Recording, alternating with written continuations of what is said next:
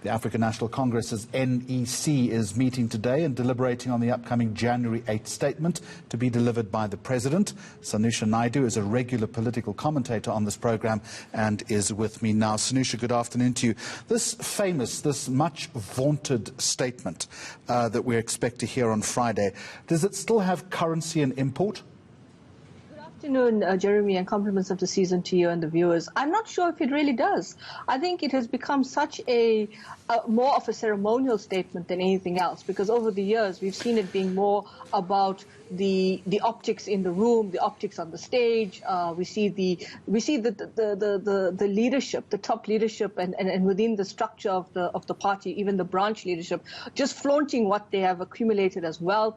It's become more of a fanfare event, and I think the many people that take the time to go to the event every year, the bus loads, people bringing their own food in, people actually sleeping in their transport that they've managed to get to wherever the venue is. It's just become a complete disarray. It actually exposes the inequalities, the gap between the leadership and its support base. And I think to a large extent the question is, what will be different in this year's statement? I mean, would there be something that can talk about a revitalization, not just of the party, but of what this revitalization means in bringing a revitalization to the governance of the state? And I'm not sure whether that can be done, because I think people are tired. The trust deficit is just way out of the roof here, and very often I think that the language of what is put forward, the language in itself is also very, very curious at times. I'm not sure whether we can still talk about a national democratic revolution. What does radical economic transformation mean? All of this, the way in which the language is put together also kind of distances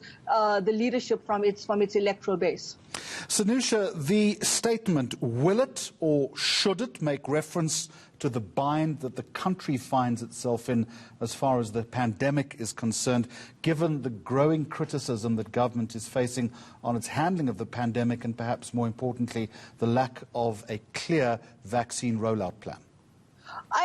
For me personally, Jeremy, I think that you can't ignore it. It is the elephant in the room.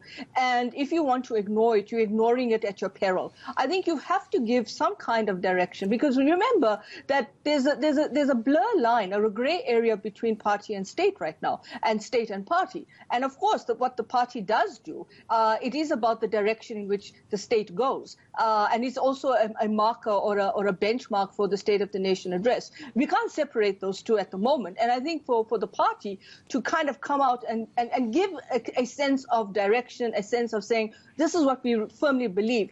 What I would like to see for the first time, I think, in a long while, is an honest statement that touches on the very critical dimensions that underpin our political body, a critical sense of issues that are basically saying, we have failed. We have done this, but we recognize this failure. And I think I will appreciate that honesty much more than trying to nuance the statement in all kinds of rhetoric that doesn't really talk to what's currently happening in the country. Well, let's see what happens on Friday. Sanusha Naidu, as always, thank you very much indeed for the analysis. This is Lunchtime.